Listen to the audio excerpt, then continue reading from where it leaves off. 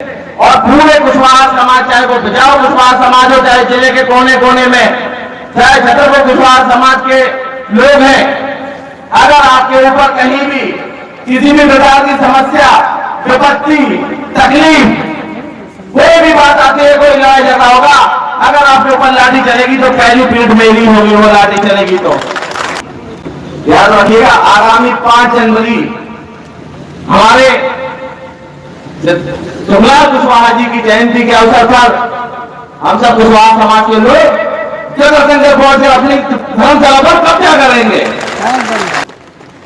एक घर का गांव नहीं होता, एक पेड़ का बगीचा नहीं होता, उसी तरह एक जाति का कोई नेता नहीं होता। नेता होता है विचारधारा का, नेता होता है क्षेत्र का, नेता होता है जनसमूह का, एक जात और एक बिरादरी का नहीं होता। मैं आज पूछ रहा था सुबह कि कितने % लोग पीते हैं, तो मुझे आप ही के लोगों ने बताया कि छतरपुर में तो 90% लोग पीते। सही है कि गलत है? रात को एक आदमी ने कहा, मुझे एक शेर सुनाई, तो मैंने दिन में इनको सुनाया। उसने कहा कि देखो साहब, जो भगवान लिखता है वही होता है। तो कहा मैं तो कहता हूँ कि जिंदगी जीने को दी भगवान ने, तो जी रहे हैं। उसने लिख दिया पीने को, तो पी हमने। और अगर हम उसका लिखा न मानते तो कितना गलत होता। उसके लिखे को माना, हमने क्या खता किया? जिंदगी जीने को दी तो जी मैंने, लिख दिया पीने को पी मैंने। मैं ना पीता तो तेरा लिखा गलत हो जाता, तेरे लिखे को निभाया मैंने, क्या खता किया? नमस्ते दोस्तों, कुश प्रकाश चैनल पे आपका स्वागत है। आज हम आपको एक ऐसे आयोजन के बारे में बताने जा रहे हैं जो न केवल भव्य था बल्कि समाज के लिए भी बहुत महत्वपूर्ण था। आज हम आपको छतरपुर के बिजावर में कुशवाहा समाज की एक धांसू महापंचायत के बारे में बताने वाले हैं। यह महापंचायत समाज की एकता और विकास के लिए एक महत्वपूर्ण कदम था। साथ ही दशहरा मिलन समारोह भी हुआ था। यह आयोजन समाज के विभिन्न हिस्सों से लोगों को एक साथ लाने का एक शानदार प्रयास था। बाबू सिंह कुशवाहा, उन्होंने समाज के लोगों को एकजुट होकर अपने अधिकारों के लिए लड़ने की प्रेरणा दी। उन्होंने सबको कहा कि अपना वोट सोच समझकर देना। इस आयोजन के स्टार आशीष कुशवाहा ने समाज की प्रॉब्लम्स पर बात की। उन्होंने समाज के विभिन्न मुद्दों को उठाया और उनके समाधान के लिए सुझाव दिए। और जटाशंकर धर्मशाला का मुद्दा भी उठाया। यह मुद्दा समाज के लिए बहुत महत्वपूर्ण है और इसे हल करने के लिए सभी को मिलकर काम करना होगा। उन्होंने कहा कि समाज के लिए वो जान भी दे देंगे। यह उनके समर्पण और समाज के प्रति उनकी प्रतिबद्धता को दर्शाता है। तो मैं इसमें अपनी गलती स्वीकार करता हूं और जितने भी लोग आए हैं, जितने ने भी अपने काम से समय निकालकर यहाँ इस कार्यक्रम में समय दिया है, मैं आपसे कहता हूं कि मैं व्यक्तिगत रूप से और पूरे कुशवाहा समाज, चाहे वो बचाओ कुशवाहा समाज हो, चाहे जिले के कोने कोने में, चाहे छतरपुर कुशवाहा समाज के लोग हैं, अगर आपके ऊपर कहीं भी किसी भी प्रकार की समस्या, विपत्ति, तकलीफ, कोई भी बात आती है, कोई लड़ाई झगड़ा होगा, अगर आपके ऊपर लाठी चलेगी तो पहली पीठ मेरी होगी, वो लाठी चलेगी तो मैंने देखा है ग्रामीण क्षेत्रों में चलते हुए, मैंने बताया कि ग्रामीण क्षेत्रों में जनसंख्या के अनुपात में कुशवाहा समाज के लोग 75% और 70% तक है। और आजादी की आज 75, 76, 77 साल जो है हम मना रहे हैं, लेकिन आज तक एक कुशवाहा समाज का व्यक्ति न सरपंच नहीं हो सका। वर्तमान की स्थिति में छतरपुर जिले की आबादी जो है लगभग 17 लाख लोग, जिनमें से 2 लाख के आसपास कुशवाहा समाज के लोग, सारी विधानसभाओं की बात कर रहा हूं, 6 विधानसभाओं की, करीब 2 लाख कुशवाहा समाज के लोग हैं। 2.10 हजार आंकड़ा मेरा ऊपर नीचे हो सकता है, क्योंकि अभी ऐसी कोई घटना की स्थिति नहीं है, लेकिन आकलन है।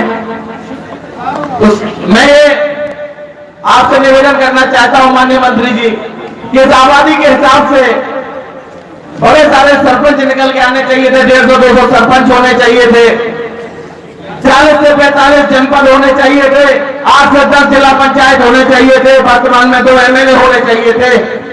लेकिन इस जिले में वर्तमान में सिर्फ 18 सरपंच, 4 जनपद और 1 जिला पंचायत है। विधायक सांसद की कोई बात ही नहीं है। तो माने आपके क्षेत्र में आपके बिजी कार्यक्रम में से मैंने यहां इसीलिए बुलाया है कि आज इस मंच से आप मंत्र देकर जाइए कि कुशवाहा समाज के लोग राजनीतिक और सामाजिक हिस्सेदारी अपनी पा सके, और ये कुशवाहा समाज को जो युवा है इनको ऐसी राह दिखाइए कि यहां से भोपाल जाने में और भोपाल से दिल्ली जाने में इनके रास्ते में कोई भी रोड़ा रहे, अगर कोई भी जो है कि पत्थर आए तो ये लोग कैसे ध्वस्त करेंगे और कैसे उस पत्थर को धूल बनाकर दिल्ली की संसद में पहुंचेंगे और भोपाल की विधानसभा में पहुंचेंगे। ये तो मैं जानता हूं बुंदेलखंड क्षेत्र पिछड़ा हुआ है और कुशवाहा समाज बुंदेलखंड में पिछड़ी हुई है, लेकिन मैं देख रहा हूं लगातार ग्रामीण क्षेत्रों में चलते हुए कि आज जो वहां के नए बच्चे हैं उनका शिक्षा के प्रति झुकाव है, वो पढ़ रहे हैं, वो राजनीति को पढ़ रहे हैं, वो समाज को पढ़ रहे हैं, अपने महापुरुषों को पढ़ रहे हैं। मैं आज की बात नहीं करता साथियों, लेकिन आज से 20 साल बाद जो ये नई पीढ़ी पढ़ के आगे आएगी तो कुशवाहा समाज की दशा और दिशा निश्चित बदल जाएगी, ऐसा मेरा विश्वास है। आज और इस मंच से आपके सामने इतने सारे अतिथियों के सामने इन सबको साक्षी मानकर शपथ लेता हूं कि जब तक इस शरीर में प्राण है और शरीर में थोड़ी सी भी ताकत है, अगर मेरे रहते हुए किसी कुशवाहा भाई पर अत्याचार हो जाए तो भगवान अगर मैं उसको मदद ना कर सकूं तो जिसने जीवन दिया वो अपना जीवन वापस ले ले।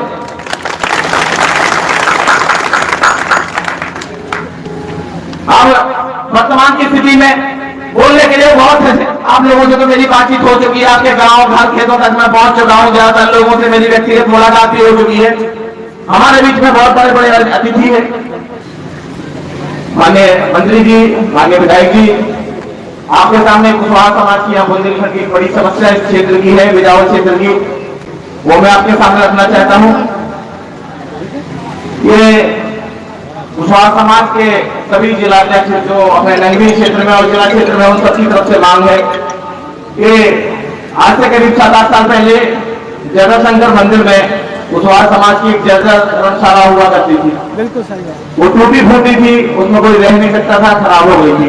कुशवाहा समाज के लोगों ने, ग्रामीण लोगों ने, शहर लोगों का सहयोग है लेकिन बहुत कम है, ग्रामीण लोगों का ज्यादा सहयोग उसमें रहा और उसमें करीब 20 लाख रुपए का चंदा इकट्ठा करके कुशवाहा समाज की धर्मशाला बनाई गई। धर्मशाला बनाने के बाद जो वहां का लोकल ट्रस्ट है, मंदिर ट्रस्ट है, उन्होंने उस मंदिर पर, उस धर्मशाला पर कुशवाहा समाज से कब्जा लेकर अपने कब्जे में किया। अब वर्तमान की स्थिति ऐसी है कि कुशवाहा समाज के लोग बिना ट्रस्ट से एक ऐसा मूल्य जो भवन के हिसाब से दोगुना होता है, किसी भवन का मूल्य 1000 रुपए है तो कुशवाहा समाज और सभी समाजों से 2000 रुपए मूल्य जो है ट्रस्ट वसूल रहा है।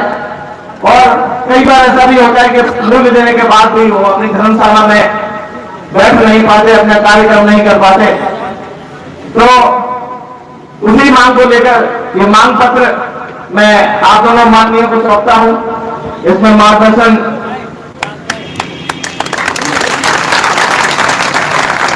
और साथ ही जैसा मुझे आदेश मिला है कि आगामी 5 जनवरी, याद रखिएगा, आगामी 5 जनवरी हमारे जमलाल कुशवाहा जी की जयंती के अवसर पर हम सब कुशवाहा समाज के लोग जटाशंकर पहुंच कर अपनी धर्मशाला पर कब्जा करेंगे। क्या आप सब लोग साथ में चलने के लिए तैयार हैं? तो आगामी 5 जनवरी अपने कैलेंडर में बोर्ड लगा दीजिए कि सारे काम धाम छोड़ के जटाशंकर में धर्मशाला पर कब्जा करने जाएंगे जो ट्रस्ट द्वारा समाज की लूट ली गई है।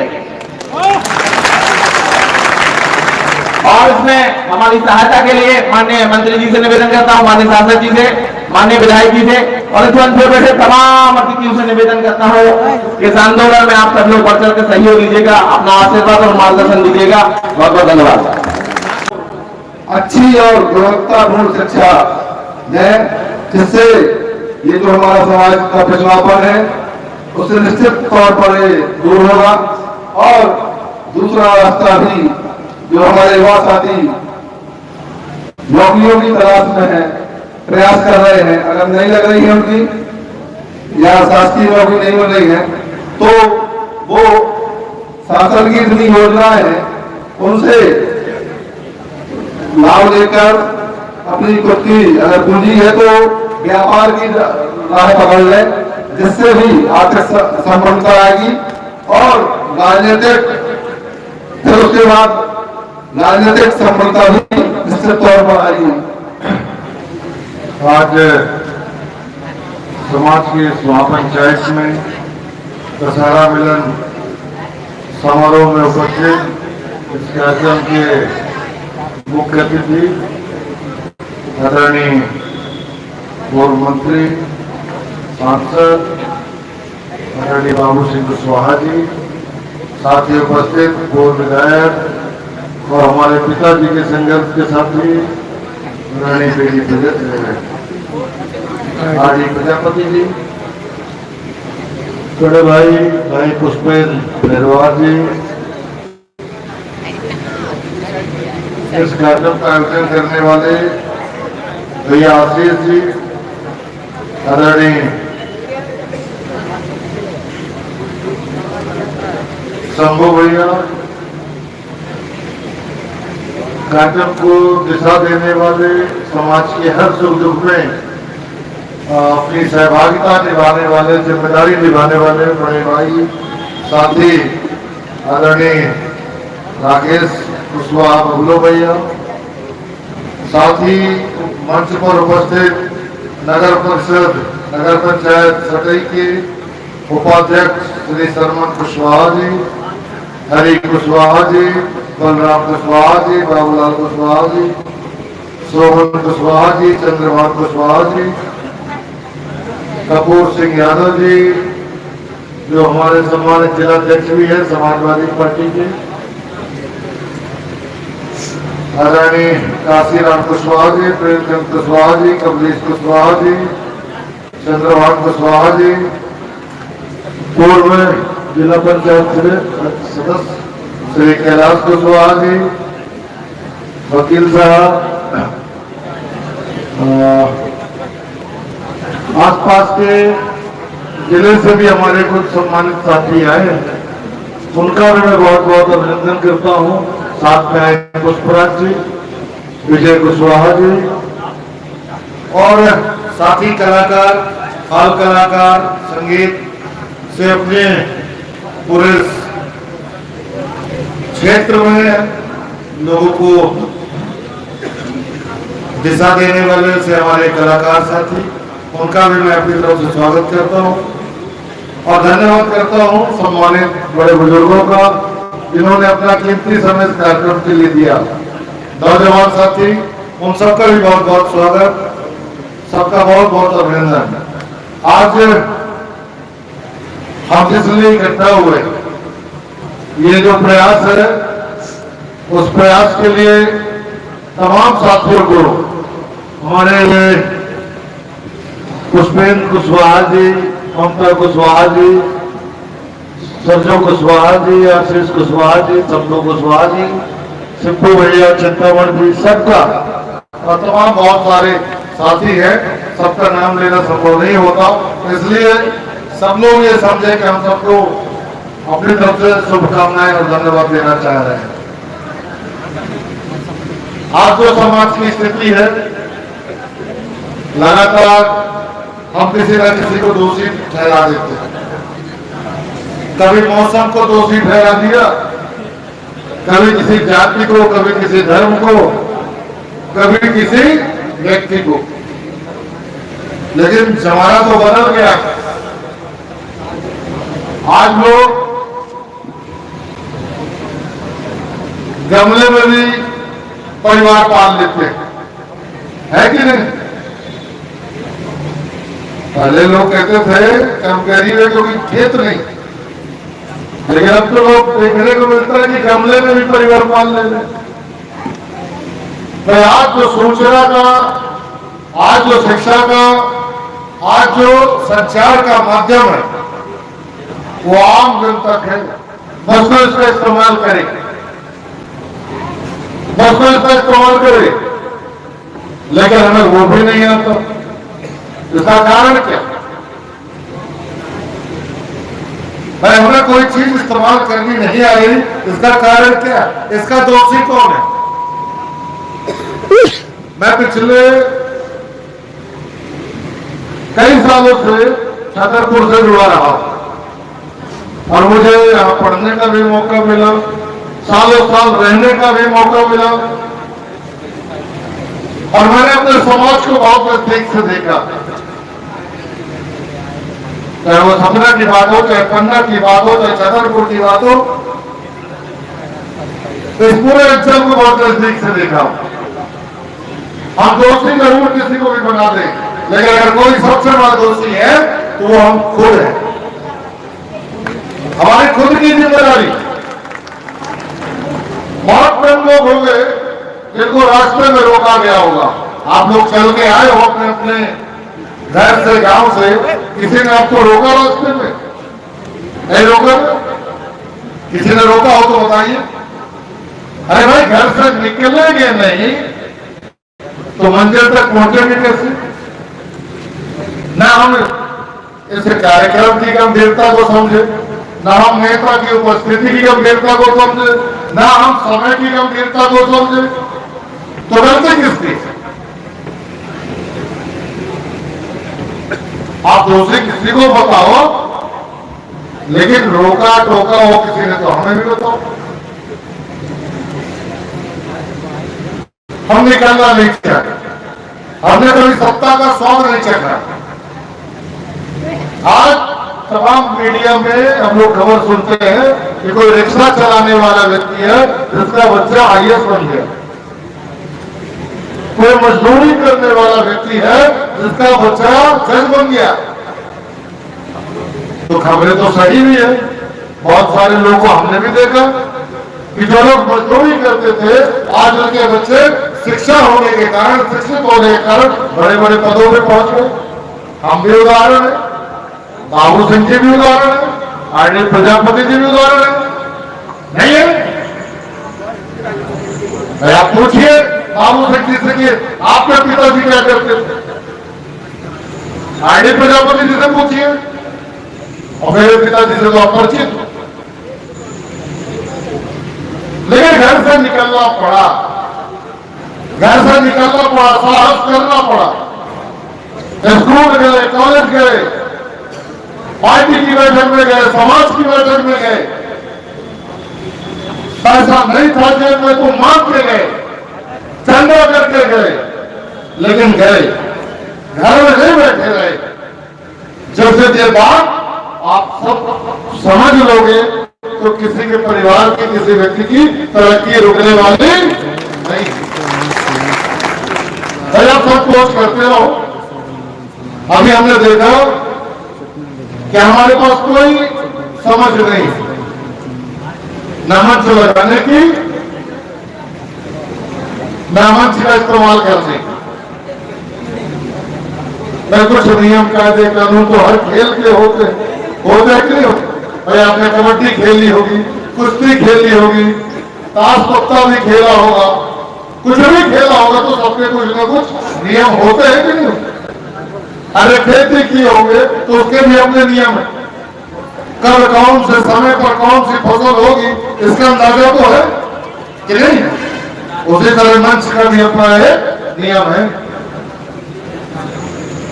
हर कार्यक्रम का भी अपना एक नियम है। यहाँ लोग बोल रहे हैं, चर्चा कर रहे हैं, लोग बगे जा रहे हैं खाना खाने के लिए, सारे जा रहे हैं। यहाँ लोग बोल रहे हैं, कोई नहीं सुन रहा है, लेकिन जैसे ही म्यूजिक बजा, पता चला कि अब बच्चे का प्रोग्राम होने वाला, सारे लोग दौड़ के इधर आ गए। तो उत्साह काहे में दिखा जाने में, किस विषय का मंच लगा इसमें उत्साह नहीं दिखा। आज हम लोग ये बात कर रहे हैं कि हमारी संख्या 20 लाख है, 10 लाख है, 2 लाख, सरपंची जनपद जिला में पक्ष, विधानसभा लोकसभा, ठीक है। योग्यता कितने लोगों में भाई, योग्यता कितने लोगों में है? कौन करेगा नेतृत्व? भाई पहचान एक दिन में नहीं बनती भाई, नेता की पहचान एक दिन में बनेगी क्या? जो आदमी सेवा करेगा, जिसके अंदर सेवा भाव होगा, समाज उसको अपना नेता मान लेता है, समाज मान लेता है। और समाज में से जाति से मतलब नहीं होता, बिरादरी से मतलब नहीं होता, समाज वो होता है जहां हम पलते हैं, बढ़ते हैं। एक घर का गांव नहीं होता, एक पेड़ का बगीचा नहीं होता, उसी तरह एक जाति का कोई नेता नहीं होता। नेता होता है विचारधारा का, नेता होता है क्षेत्र का, नेता होता है जनसमूह का, एक जात और बिरादरी का नहीं। ठीक है, ये कुछ वहां पंचायत है, हमारे साथियों ने अच्छा प्रयास किया, उनको जो समझ में आए वो किया, हम भी आए कि आपका हौसला मजबूत है, आपको ये लगे कि हमारा साथ कोई नहीं दे रहा है, हम आपके साथ हैं, हम आपके हर संघर्ष में आपके साथ हैं, लेकिन हमारे समय की भी तो कदर करिए। अगर हमें आपने 1 बजे बुलाया है, 12 बजे बुलाया है, तो 12 बजे उस कार्यक्रम को 1 बजे का घंटा देर करके कार्यक्रम भी तो निपटाए। इसका मतलब ये थोड़ी है कि अब आ गए हैं तो करेंगे हमारे तरफ, फिर दोबारा कैसे बुलाओगे? अरे हमें भी कहीं जाना है, मंत्री जी को भी कहीं जाना है, सबको कहीं जाना है, तो इसलिए इस चीज का विशेष ध्यान रखें और अपने समय के ज्यादा आप दूसरे के समय की कदर करते हैं। हमारे घर कोई मेहमान आता है, हमें उन्हें अच्छे से अच्छा भोजन कराते हैं कि नहीं कराते? कि बासी खिलाते हैं? चलो ना, क्या खिलाते? बासी भोजन कराते हैं कि ताजा? जो घर में सबसे अच्छा हो। लेकिन शायद अभी आप बोल नहीं रहे, आप अच्छा नहीं खिलाना चाहिए है? सब लोग शांत बैठे, हम लोग 12 बजे से बैठे हैं, भूख लगाई ना मंत्री जी? भूख लगी है, लेकिन बोले कैसे? कुछ खिलाने पिलाने की व्यवस्था भी नहीं कर रहे, क्या दे रहे मामा? अरे क्या 4 बजे होती है, जाना है भागना। ये थोड़ा सा हल्का करने के लिए मैंने इस बात को यहाँ घुमाया था कि भाई आप लोग इस चीज को गंभीरता से लेते, बहुत गंभीर होने की जरूरत है। सांसद विधायक के पास समय नहीं होता, इतना बड़ा क्षेत्र होता है, एक परिवार को पालने में पूरा जीवन निकल जाता है, तो पूरा क्षेत्र हजारों लाखों परिवारों का ध्यान देना, हर सुख दुख में खड़े होना,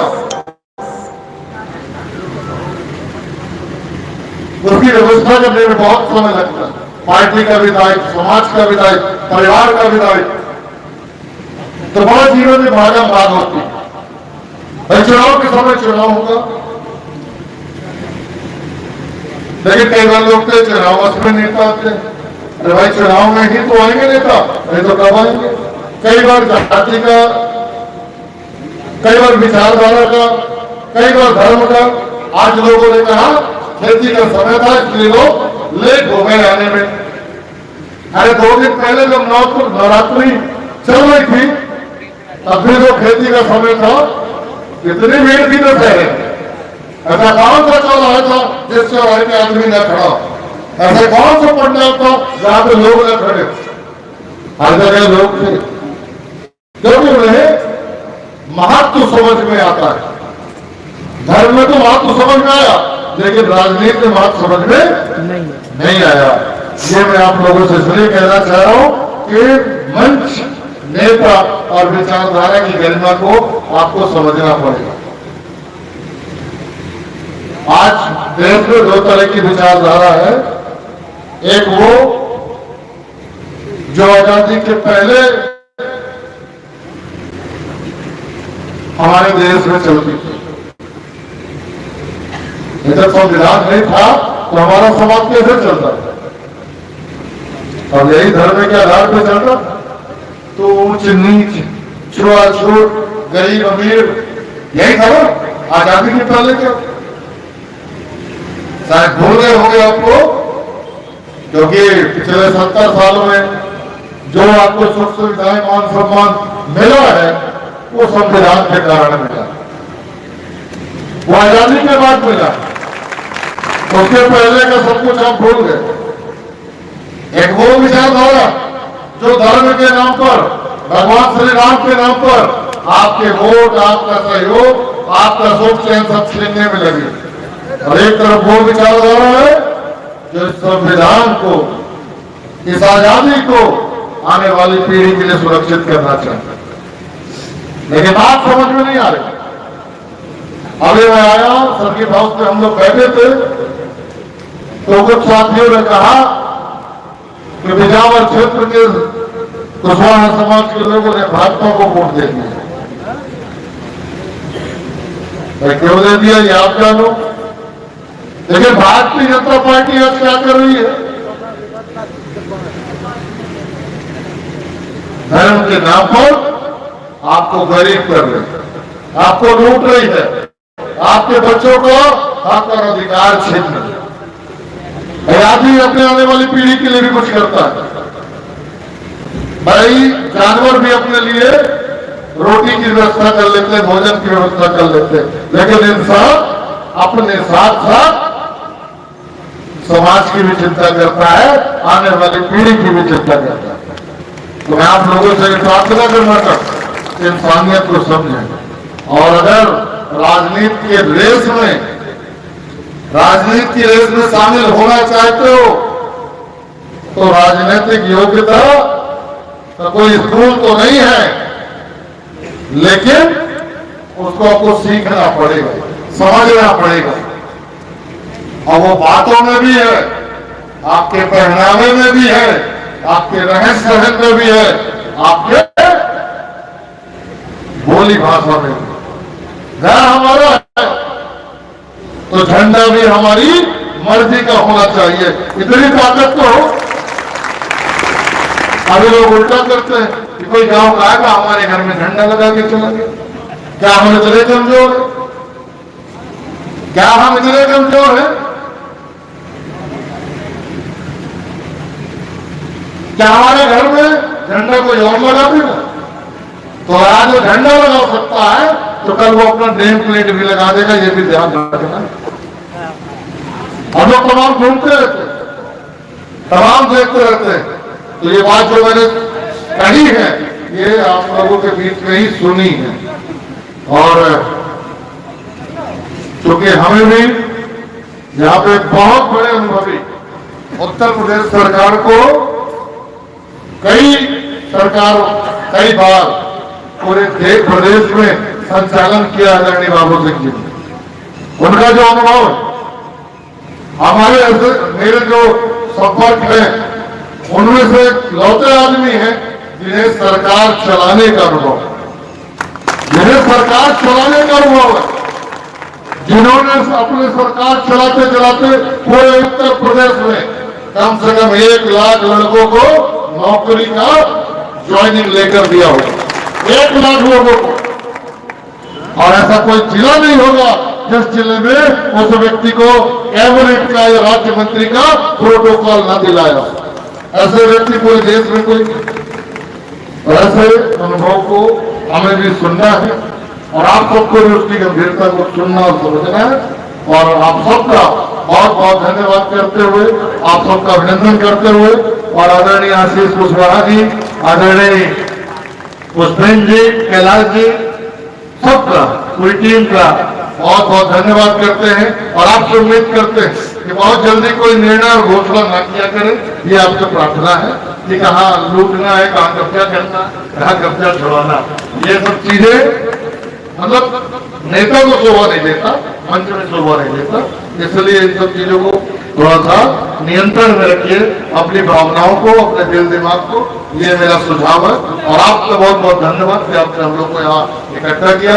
सादर प्रणाम सभी महापुरुषों के चरणों में नमन करते हुए तथा गौतम बुद्ध को नमन करते हुए अपनी वार्ता पूरी करता हूँ। नमो बुद्धाय। सादर प्रणाम। जय हिंद। समाज में जन्मे सभी महापुरुषों को नमन करते हुए मंच पर बैठे हुए सतना से विधायक आदरणीय सिद्धार्थ सुखलाल कुशवाहा जी, पूर्व विधायक आदरणीय आदमी प्रजापति जी, हमारे समाजवादी पार्टी के जिला अध्यक्ष, कुशवाहा समाज के सभी सम्मानित जिले के, ब्लॉक के, तहसील के, प्रदेश के सभी सम्मानित पदाधिकारीगण, सम्मानित मंच और आज इस कुशवाहा समाज के महापंचायत और दशहरा मिलन कार्यक्रम में आए हुए सभी मेरे सम्मानित साथियों, मातृशक्ति, नौजवान दोस्तों, नन्हे मुन्ने बच्चों, साथियों, मुझसे पहले लगभग सारी बातें मेरे पूर्व वक्ताओं ने आपके बीच में रखा है। मेरे बोलने के लिए बहुत कुछ नहीं है। मैं उन्हीं बातों से अपने को संबद्ध करते हुए कुछ बातें, चाहे उनको मान लीजिए कि मैं दोबारा कह रहा हूं या उनको थोड़ा सा अपने ढंग से कहने की कोशिश करूंगा। आप लोगों ने ये जो दशहरा मिलन कार्यक्रम रखा, उसमें मुझे आने का मौका दिया। इसके लिए मैं यहाँ के जो हमारे आयोजक साथी हैं, भाई आशीष जी, भाई सभी साथियों जो भी हैं, उनको सभी साथियों को तहे दिल से शुक्रिया अदा करता हूँ और उम्मीद करता हूँ कि आप लोगों ने एक कार्यक्रम की शुरुआत की है। ऐसे कार्यक्रमों का आयोजन अगर आप लोग करते रहेंगे तो धीरे धीरे कुछ गलतियां होंगी। जब करेंगे कुछ तो ही गलतियां होती हैं। करने वालों से गलतियां होती हैं, कुछ न करने वालों से कभी गलतियां नहीं। तो एक हमेशा ईश्वर से प्रार्थना करिए कि ये गलतियां रोज हो, लेकिन वही गलतियां ना दोबारा हो, दूसरी गलतियां हो आपके लिए। जब आप सीखेंगे, कुछ काम करेंगे, आगे बढ़ने की कोशिश करेंगे, तो निश्चित तौर पर आपसे भूल होगी। मैं बहुत सारी बातें, मैं भी गुस्से का इजहार करना चाहता था आपके बीच में, लेकिन माननीय विधायक जी ने मुझसे पहले वो सारी बातें कह दी, तो वो मैं नहीं कहना चाहता हूँ। लेकिन जो माननीय विधायक जी ने, दोनों विधायक जी ने, वर्तमान विधायक जी ने और पूर्व विधायक जी ने जो बातें कही हैं, उन बातों को आपको सोचना है, समझना है और विचार करना है।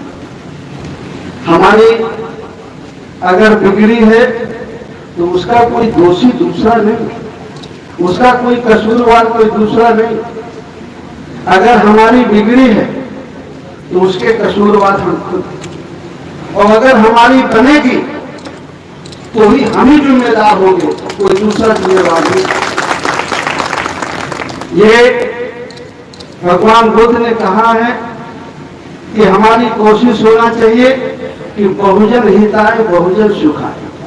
हमारी कोशिश हो कि ज्यादा से ज्यादा लोगों का हित हो जाए, लेकिन सभी लोगों का हित तो वो भी नहीं कर पाए, भगवान भी नहीं कर पाए कि आप चोर को, डकैत को, बेईमान को भी खुश कर दो, ईमानदार को भी खुश कर दो, सबको तो नहीं हो सकता। बहुजन हिताय बहुजन सुखाय जब आपकी बनना शुरू होगी तो जिंदगी अभी तक बनाए हो उनकी बिगड़ना शुरू हो जाएगी। सही है ना? तो जब उनकी बिगड़ना शुरू होगी तो उन्हें तकलीफ होगी, पीड़ा होगी। इसलिए आप बहुत संकोच करते हैं कि उन्हीं की बनी रहे, हमें क्या बनाने की जरूरत है। लेकिन तो अगर आप यही बात सोचते रहेंगे कि उन्हीं की बनी रहे, हमें बनाने की जरूरत नहीं है, तो आप और पीछे और पीछे और पीछे और पीछे चले जाए। और अगर आप अपनी बनाने के बारे में सोचें तो ही आपकी बनेगी, और जब आपकी बनेगी तो किसी की बिगड़ेगी। बिजावर में तो एक ही एमएलए होता है? अगर आप बनना चाहेंगे तो कोई हारेगा तो ही तो आप बनेंगे। सही है कि गलत? हम जब आ रहे थे रास्ते में तो मुझे छतरपुर में भी सर्किट हाउस में लोग बता रहे थे कि बहुत लोग डरते हैं, और खास करके मेरी बिरादरी वाले तो बहुत डरते हैं, वो बेचारे घर से ना निकलेंगे। तो मैं पूछ रहा था छतरपुर में सर्किट हाउस में कि घर निकलेंगे कि नहीं निकलेंगे, तो कहा कुछ तो निकल ही आएंगे। तो मैं देख रहा हूं कि कुछ तो निकल ही आए हो, और अगर कुछ निकल आए हो तो जब जाओगे तो और लोगों को बताओगे तो वो भी निकलेंगे। माननीय विधायक जी कह रहे थे कि आपको किसी ने रोका नहीं, आप अपने आप रुक जाते हैं। और मैं एक कहानी सुनाऊं आपको, जरा ध्यान से सुनना। एक रेगिस्तान था, रेगिस्तान में कुछ लोग ऊंट पाल रहे थे, तो ऊंट लेकर के वो रास्ते में जा रहे थे। रास्ते में रात हो गई, रात को उन्हें रुकना था, रेगिस्तान था, वो रुके। 100 ऊंट थे उनके पास, 99 ऊंटों को बांधने के लिए उनके पास रस्सी और गाड़ने के लिए खूंटा था, और एक के लिए नहीं था। उन्होंने सोचा कि ये एक ऊंट अगर कहीं भटक गया, चला गया, इसको तो कहां ढूंढेंगे रात को। तो उन्होंने सोचा कि अगल बगल बस्ती देखी जाए, शायद कोई मिल जाए। तो उन्होंने देखा अगल बगल, काफी दूर एक देखा तो एक झोपड़ी बनी थी। तो वो झोपड़ी में गए तो झोपड़ी में एक फकीर था। तो फकीर से उन्होंने कहा कि हमारे पास एक ऊंट को बांधने के लिए रस्सी नहीं है, और वो गाड़ने वाला लकड़ी का खूंटा भी नहीं है, कृपया आप हमारी मदद करें, हमको दे दें। तो उस फकीर ने कहा कि रस्सी खूंटा तो मेरे पास नहीं है, लेकिन मैं तुम्हें बताता हूं, जाओ उसको बांध दो और खूंटा गाड़ दो, वो कहीं नहीं जाएगा। तो उन्होंने कहा कैसे बांध दे, कैसे खूंटा गाड़ दे? कहा जैसे रोज बांधते हो, जैसे गले में रस्सी डालते हो वैसे हाथ डालो, और जैसे खूंटा ठोकते हो खूंटा ठोक दो, ऐसे ठोक दो, वो कहीं जाएगा नहीं। वो गए। जरा ध्यान से सुनना, अपने तुम्हारे नजदीक ये कहानी मिलेगी। तो वो गए, उन्होंने ऊंट को रस्सी बांधने का नाटक किया, जैसे रोज बांधते थे, जैसे खूंटा रोज ठोकते थे, तो वैसे उन्होंने ठोका, और देखा तो ऊंट बैठ गया, और आराम से बैठ गया। जब सवेरा हुआ तो उन्होंने 99 ऊंटों को खोला, और एक का रस्सी नहीं थी तो उसे नहीं खोला। उन्होंने देखा कि 99 तो उठ के चलने को तैयार हो गए, लेकिन वो 100वां जो था वो बैठा रह गया। उन्होंने कोशिश की, वो उठा नहीं। उन्होंने कहा लगता है इस फकीर ने कोई जादू कर दिया। तो फकीर के पास गए फिर से, और उन्होंने कहा कि फकीर से कहा कि आपने क्या कर दिया है, वो उठ ही नहीं रहा, चलने को तैयार नहीं हो रहा, हमें देर हो रही है। तो साथ फकीर ने कहा कि उसको खोला तुम लोगों ने? कहा जब बंधे नहीं है तो खोला कैसे, खोले कैसे? अरे कहा रात को बांधा था कि नहीं बांधा था, जैसे मैंने कहा था? कहा हाँ। तो कहा उसी तरह खोल दो, वो चला जाए। तो वो गए, तो उसी तरह उन्होंने खोलने का नाटक किया, तो उनको उठ के खड़ा हो गया और चलने को तैयार। आपके गले में रस्सी है नहीं, आपके गले में कोई रस्सी बांध नहीं रहा, आपको कोई रोक नहीं रहा। आप ऐसा महसूस करते हो कि हमें कोई रोक रहा है। जो पुरानी हमारी हजारों साल की आदत है, वो आदत हमारी पड़ी है। कि बड़े लोग हमें जाने नहीं देंगे, मना कर, ना तो हम उनकी बराबरी में बैठ पाएंगे, ना हम राजनीति कर पाएंगे और ना मान सम्मान से रह पाएंगे। आपकी जो हजारों सालों की आदत, जिसको विधायक जी कह रहे थे, दोनों विधायक जी कह रहे थे, आपके गले में रस्सी है नहीं, आप अपने आप को बंधा हुआ समझते हैं। एक साधु के पास एक आदमी गया, कहा स्वामी जी मैं ये सब मोह माया छोड़ करके आपके साथ रहना चाहता हूं, लेकिन क्या बताऊं ये छोड़ ही नहीं रही, बहुत कोशिश करता हूं मुझे छोड़ ही नहीं रही। तो वो साधु कुछ बोला नहीं, दौड़ के बाहर गया और दौड़ के बाहर गया, एक पेड़ था, पेड़ को पकड़ लिया उसने और जोर से चिल्लाया, कहा मुझे ये पेड़ पकड़े हैं, मुझे छुड़ाओ, तो ये पेड़ पकड़े हैं, मुझे छुड़ाओ। तो वही आदमी सबसे पहले दौड़ के आया, कहा स्वामी जी आप साधु हैं, पेड़ आपको पकड़े हैं कि आप पेड़ को पकड़े हैं? अरे कहा ये मुझे समझाने के पहले तुम समझ लेते तो बात बन जाती।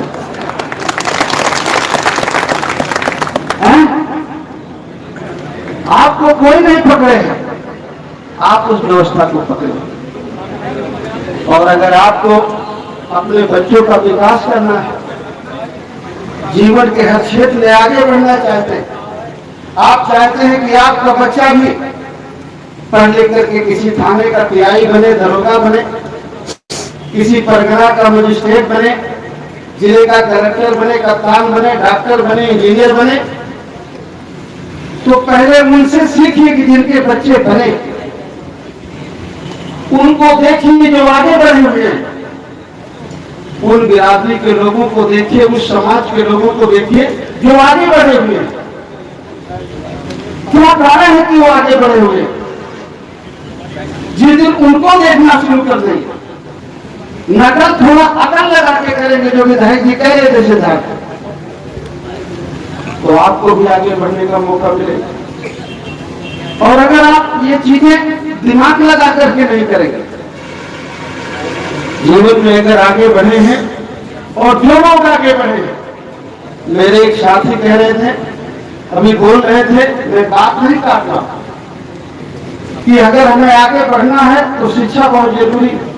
महात्मा फुले ने कहा है कि बिना शिक्षा के कुछ नहीं हो सकता। जब हम शिक्षित होंगे, जानकार होंगे, दुनिया संसार को जानेंगे, तभी हम आगे बढ़ेंगे। लेकिन एक चीज को समझिए, आपको अगर पढ़ना है और अगर आपसे पढ़ने का अधिकार छीन लिया जाए तो आप पढ़ेंगे कहां से? पढ़ पाएंगे? 100 साल पहले, 150 साल पहले तो पढ़ने लिखने का अधिकार नहीं था इस देश में। स्त्री शूद्रो ना था। इस देश के पिछड़े और दलित को, आदिवासी को पढ़ने लिखने का अधिकार नहीं था। अगर पढ़ने लिखने का अधिकार मिला तो माता सावित्रीबाई फुले और महात्मा फुले से मिला। और किसने दिया? उस समय अंग्रेजों की सरकार। अंग्रेज को लगा कि इस देश के पिछड़े और दलित को भी पढ़ने का अधिकार, तो उन्होंने महात्मा फुले की बात मानी और पढ़ने लिखने का हमें अधिकार मिला। और जब बाबा साहब अम्बेडकर को संविधान बनाने का मौका मिला आजादी के बाद, तो उन्होंने उसको कानूनी दर्जा दिया, जिसके बल पर हम पढ़ लिख करके आज आपके सामने मंच में बोल रहे हैं। ये संविधान है बाबा साहब अम्बेडकर का कि सिद्धार्थ विधायक है, आर्य प्रजापति विधायक बने और बाबू सिंह कुशवाहा आपके सामने सांसद बनकर के खड़ा हुआ और मंच से बोल रहा। जब देश आजाद हुआ 47 में, 1947 में, और 26 जनवरी 1950 को संविधान लागू हुआ, उस 1950 से हमें इस देश में बराबरी का दर्जा है। और खाली छुआछूत में नहीं, हर क्षेत्र में बराबरी का दर्जा है। सरकारी नौकरियों में, प्राइवेट सेक्टर में, जल जंगल जमीन में संविधान कहता है कि जो उसकी सरकार बनेगी उसकी ये जिम्मेदारी थी कि हमें हर क्षेत्र में बराबरी का हिस्सा मिलता। मिला आपको बराबरी का दर्जा? जल जंगल जमीन में आपको हिस्सा मिला? नहीं मिला? हिस्सा देने का काम किसका है? हैं? किसका है? हैं? सरकार का। सरकार कैसे बनती है? किसके? तो आपने सरकार बनाया ना, तो कौन दोषी है? हैं? किसको दोष दोगे? आप थाने जाते हैं, मैं जौनपुर से सांसद हूं, लेके रहने वाला बांदा का। ये जब मुझे कहते हैं ना कि उत्तर प्रदेश के पूर्व मंत्री जौनपुर के सांसद को इतना बड़ा फासला हो जाता है कि मुझे लगता है मैं बहुत दूर से आया हूं। तो मैं आपके बगल का, आपका मेरा रहन सहन, रिश्ते नाते सभी। आप कहते हैं, विधायक जी बता रहे थे, आज मुझे भी पता है कि छतरपुर में अधिकांश आप लोगों की जमीनें थी कि नहीं थी? आपने बेची, कुछ बेची, कुछ उन्होंने जबरदस्ती में, और कुछ आपको दारू पिला दी। मैं आज पूछ रहा था सुबह कि कितने % लोग पीते हैं, तो मुझे आप ही के लोगों ने बताया कि छतरपुर में तो 90% लोग पीते। सही है कि गलत है? रात को एक आदमी ने कहा, मुझे एक शेर सुनाई, तो मैंने दिन में इनको सुनाया। उसने कहा कि देखो साहब, जो भगवान लिखता है वही होता है। तो कहा, मैं तो कहता हूं कि जिंदगी जीने को दी भगवान ने, तो जी रहे हैं। उसने लिख दिया पीने को, तो पी हमने। और अगर हम उसका लिखा ना मानते तो कितना गलत होता। उसके लिखे को माना, हमने क्या खता किया? जिंदगी जीने को दी तो जी मैंने, लिख दिया पीने को, पी मैंने। मैं ना पीता तो तेरा लिखा गलत हो जाता, तेरे लिखे को निभाया मैंने, क्या खता? ये रात को मुझे किसी ने छतरपुर में सुनाया सर्किट हाउस में, तो जो मुझसे बता रहे थे कि 95% लोग पीते हैं, तो मैंने कहा यार ये शहर तो मुझे फिट होता है। और आप लोग हंसते हो। ये शेर जब मैं सुना रहा हूं, तो मैं ये सुना रहा हूं, लेकिन अंदर से मैं रो रहा हूं। जब हम लोग आते हैं, या जी प्रजापति जी खोल रहे थे खींच के, उनकी आत्मा रोती है, कुड़ती है। ये हमारे लोग हैं, इनको हम समझाते हैं, इनको समझ में नहीं आता, अपनी जिंदगी को ये नरक बनाएंगे। थाने में टीआई के पास जाते हो, टीआई सुनता है, न्याय मिलता है। टीआई किसकी सुनता है? किसकी सुनता है? विधायक मंडल किसकी सुनता है? बोलो। कौन बड़े लोगों की? उसकी बड़े लोगों को ले जाओ, और जिसको वोट से जिताते हो उसको ले जाओ। किसकी सुनेगा? विधायक मंडल जिसको वोट से जिताते हो उसी की सुनेगा। तो टीआई का क्या दोष है? जिताते तो आप हो, हम जनता तो टीआई का क्या दोष है? दोषी तो आप। तो टीआई भी जानता है कि अगर ये बुद्धिमान होते, जागरूक होते, तो अपने दुश्मन को कभी नहीं जिताते। एक बार हो गया, 2 बार हो गया, बार-बार ये अपने दुश्मन को जिताते हैं। ऐसे आदमी को नहीं जिताते तो चाहे कि इनका भी विकास हो, इनके बच्चों का विकास हो। अगर ये जागरूक होते, बुद्धिमान होते, तो अपने दुश्मन को नहीं जिताते। आप किसान हैं, कर्जा लेते हैं, कौन माफ करता है? शायद कहीं लेते लेते चले माफ हो जाए, संगम में नहाया है, कौन माफ करता है? सरकार। और सरकार कैसे बनती है? आपकी ओर से। तो आपका नहीं माफ होता तो कौन जिम्मेदार है? जैसे बाप के पास 100 बीघे जमीन है और उसके 4 बच्चे हैं, तो पिता की जिम्मेदारी है ना कि चारों को बराबर बराबर दे। यही है ना? चाहे नंगा हो, लुच्चा हो, काला हो, गोरा हो, पढ़ा हो ना पढ़ा हो, लेकिन पिता अपनी संपत्ति में बराबरी की देगा कि नहीं देगा? तो ये देश की संपत्ति जिसकी है, जितनी है, उसका मालिक हमने किसको बनाया? सरकार। हाँ? उसने दिया आपको हिस्सा, आपको 5 किलो मिलता है। हीरे की खदान उनको मिलती है, रेते की खदान उनको मिलती है, पहाड़ का पट्टा उनको मिलता है, आपको 5 किलो मिलता है। और मालिक किसने बनाया? आपने बनाया। आप जब आपके मालिक बनने बनाने में और फकीर बनने में, भिखारी बनने में एक ही बात है, एक ही चीज है जो उनको मालिक बनाती है और आपको कटोरा हाथ में दे देती है। जब आप उनको वोट दे देते हो तो वो मालिक बन जाते हैं और आप भिखारी बन जाते हैं। और जिस दिन उस वोट को खुद ले लो तो आप मालिक बन जाओ और वो भिखारी। आई तो उसी को जय हिंद करेगा जिसको वोट दे के जिताते हो। सही है कि गलत? जिले का कलेक्टर तो उसी की मानता है जिसको वोट दे के जिताते हो। तो जिताते तो अपने दुश्मन को हैं? तो कौन दोषी है? उनको ठीक होने की जरूरत है कि हमको ठीक होने की जरूरत है?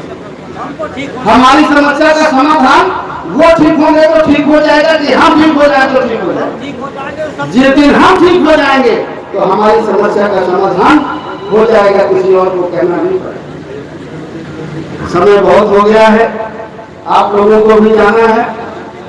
हम इतनी आपसे अपील करेंगे कि आप लोग इतने लोग आएंगे, अगर आप लोग मेहनत करेंगे, लोगों के बीच में जाएंगे, अपनी बात को कहेंगे तो बात आगे बढ़ेगी, समाज में जागरूकता आएगी और आपको और आपके बच्चों को आगे बढ़ने का मौका मिलेगा।